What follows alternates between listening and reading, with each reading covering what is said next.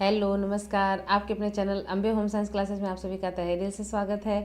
तो मैं आप लोगों का जो पेपर रह गया था उसमें आपका विस्तृत प्रश्न उसको मैं बताऊंगी कि आपको कैसे लिखना है और कितने शब्दों में लिखना है। तो आइए देखते हैं हमारा आज का पहला प्रश्न क्या है। विस्तृत का प्रश्न है, संतुलित आहार के निर्धारक कारकों का सविस्तृत वर्णन कीजिए।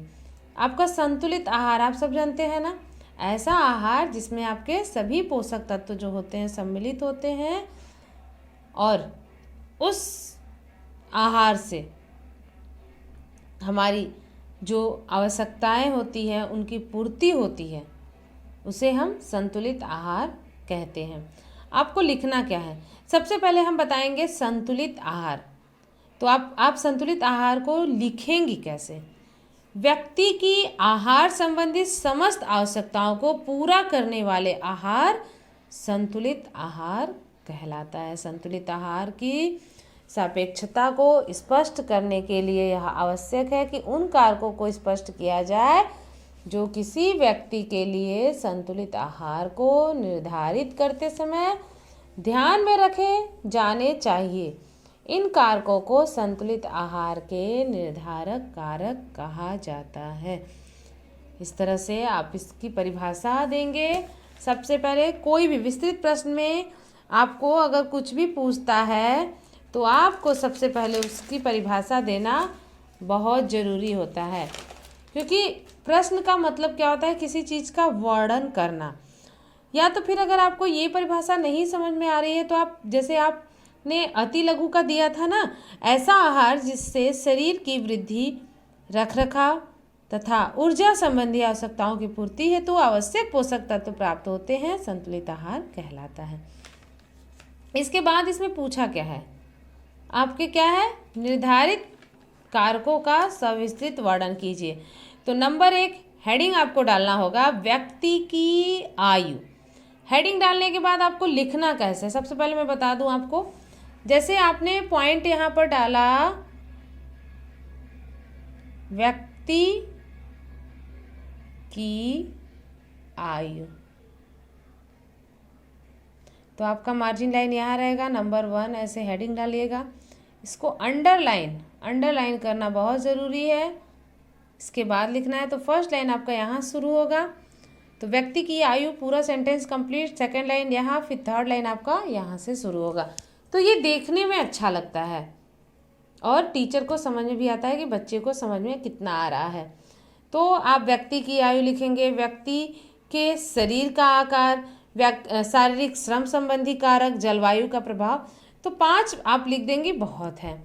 इसके बाद आपको 2 दिया है ना, मानव शरीर में रक्त परिसंचरण की उपयोगिता लिखिए। ये क्वेश्चन सारा जितना भी है आपका, मोती झरा या मियादी बुखार के लक्षण, उपचार, एकांकी परिवार की हानियाँ, दहेज प्रथा के प्रचलन के क्या कारण हैं, बाल कल्याण आंदोलन, ये सब मैं आप लोगों को विस्तृत जो है आप सभी का पूरा मैं कंप्लीट करवा दी हूँ। आप लोग पिछला वीडियो देख लीजिए, प्लेलिस्ट में जाइए, उसमें कक्षा 12 का पूरा आपको वीडियो मिल जाएगा। वो वीडियो एक तरफ पूरा देखिए, आपको सारे प्रश्न के उत्तर समझ में आ जाएंगे।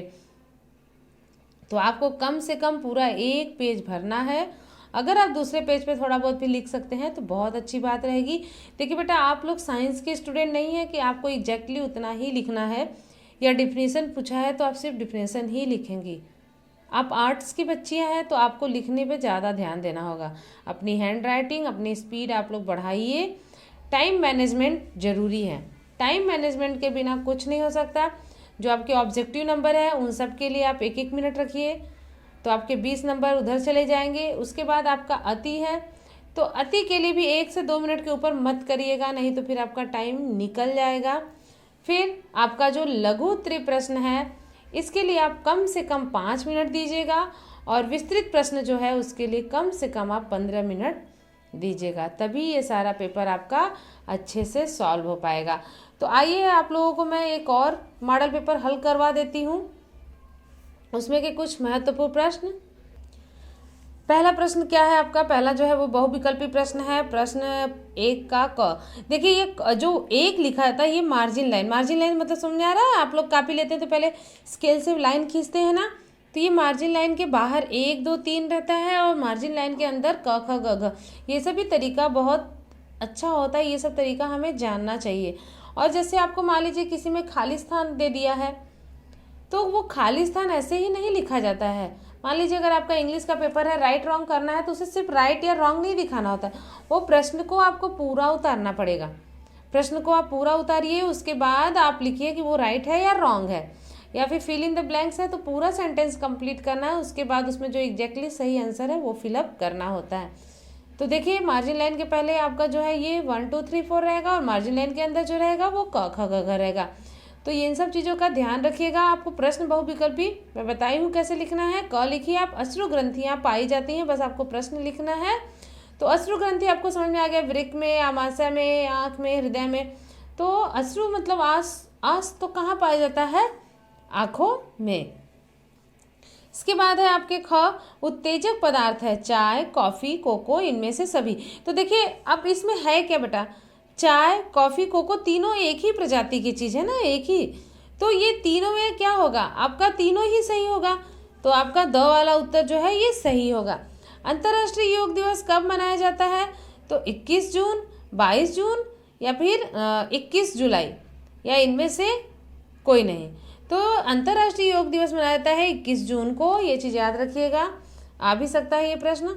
आयोडीन की कमी से कौन सा रोग होता है? ये तो आप सभी लोग जानते हैं ना, घेंघा रोग होता है। कौन से रक्त कण रक्त जमने में सहायक होते हैं? तो लाल रक्त कण, श्वेत, प्लेटलेट या फिर उपर्युक्त सभी। तो इसमें से कौन सा सही होगा? देखिए ये सब जो सारे प्रश्न है वो टीजीटी पीजीटी का जो भी तैयारी कर रही है उनके लिए भी ये बहुत ही महत्वपूर्ण प्रश्न है। जो भी तैयारी कर रही है वो कक्षा 10 का वीडियो हो, चाहे 11 का हो, चाहे 12 का हो, कोई भी वीडियो हो, तो वो सारा वीडियो आप लोग कंप्लीट किया करिए, वो आप लोग के लिए भी है। ऐसा नहीं है कि सिर्फ 10 का है तो 10 वाली ही बच्चे देखें, 12 का है तो 12 वाली ही देखें। जितनी भी टीजीटी पीजी तैयारी कर रही हैं, नेट की तैयारी कर रही हैं, उनके लिए सारे प्रश्न जो है बहुत ही इंपॉर्टेंट है। तो इसमें आपका क्या है, प्लेटलेट्स जो होता है ये रक्त को थक्का बनने में सहायक होता है। रुधिर का भी मैं वीडियो डाली हूँ, उसे भी आप लोग देख लीजिएगा, उसमें भी बहुत इंपॉर्टेंट प्रश्न है। इसके बाद है आपका बाल्यावस्था मानी जाती है। तो बाल्यावस्था मैंने बताया ना, शैशवावस्था 1 से 6 वर्ष होता है, 0 से 6 वर्ष होता है। और फिर क्या है, बाल्यावस्था है आपका क्या दिया है, 7 से 12 वर्ष, 13 से 19 वर्ष। 13 से 19 वर्ष जो होता है ये किशोरावस्था होता है। 7 से 12 वर्ष जो होगा ये बाल्यावस्था होगा। व्यायाम का शरीर पर क्या प्रभाव पड़ता है? तो शरीर को स्वस्थ बनाए रखता है, शरीर का समुचित विकास होता है, शरीर के विकार दूर होते हैं, उपर्युक्त सभी। तो सभी इसमें ऑप्शन सही है। बाल विवाह का दोष देखिए नहीं पूछा है नहीं। जनसंख्या की वृद्धि, निर्बलता, व्यक्तित्व के विकास में बाधक, वैवाहिक समायोजन में सहायक।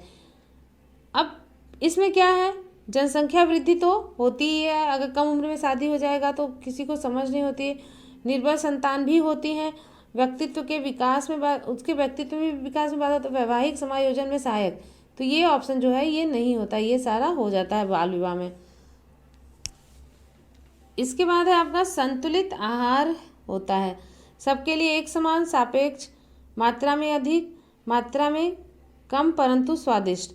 ऐसा नहीं होता है, आपका भोजन जो होता है, संतुलित आहार जो होता है वो सापेक्ष होना चाहिए, आपके शरीर के अनुसार होना चाहिए।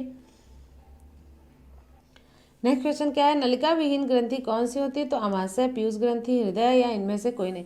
तो नलिका विहीन ग्रंथि जो होती है वो आपकी पीयूष ग्रंथि होती है। संक्रामक रोगों से बचाव के उपाय हैं पृथक करना, विसंक्रमण करना, टीका लगवाना, या फिर इनमें से सभी। तो संक्रामक रोग से बचाव के लिए क्या करना चाहिए? पृथक, विसंक्रमण, टीका, ये तीनों ही करना चाहिए। शरीर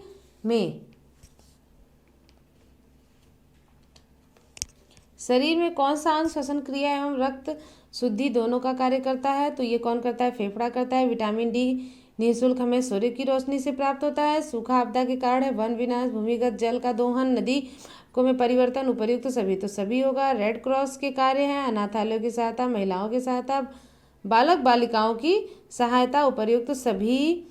रेबीज के लक्षण है पानी से डर लगना, मस्तिष्क सुरक्षित रहता है कपाल में। विश्व स्वास्थ्य संगठन का भारत में मुख्यालय नई दिल्ली में है। 4 से 5 माह के शिशु को दूध के अलावा दिए जाने वाला आहार पूरक आहार है। सामाजिक विषमता का कारण क्या है? सामाजिक विषमता का कारण है आर्थिक असमानता, असंतुलित औद्योगिक विकास, भ्रष्टाचार, उपर्युक्त सभी। तो ये थे आपके कुछ महत्वपूर्ण प्रश्न जिन्हें मैं करवा दी हूँ। नेक्स्ट वीडियो में मैं आप लोगों के लिए और भी महत्वपूर्ण प्रश्न लेके आऊँगी। तो आप सभी लोगों को बहुत बहुत धन्यवाद, अपना कीमती समय आपने बिताया। और अच्छा लगता है जब आप लोग वीडियो देखती हैं, कम ही सही, मुझे उससे कोई दिक्कत नहीं है। कम से कम मेरी आवाज़ मेरे स्कूल के बच्चों के अलावा दूसरे दूर दूर की भी बच्चियां देख रही, उसके लिए मुझे बहुत ही खुशी होती है। मैं यही चाहूँगी कि मेरा जो नॉलेज है मैं उसे और ज़्यादा आप लोगों तक दे सकूँ जितना मुझसे हो सकता है। और जो भी बच्चियाँ छूट जाती हैं वो भी अगर मेरा वीडियो देखें तो उन्हें भी उससे कुछ लाभ ही मिलेगा। मैं हमेशा यही चाहूँगी कि आप सभी लोग मन लगाकर पढ़ें और अपना और अपने माँ बाप का नाम रोशन करें। तो आप सभी को फिर से मैं तहे दिल से धन्यवाद देना चाहती हूँ। अब मैं आप लोगों से अलविदा कहना चाहती हूँ। तो चलिए अब आप लोग अपना बाकी काम करिए। आप सभी को बाय बाय।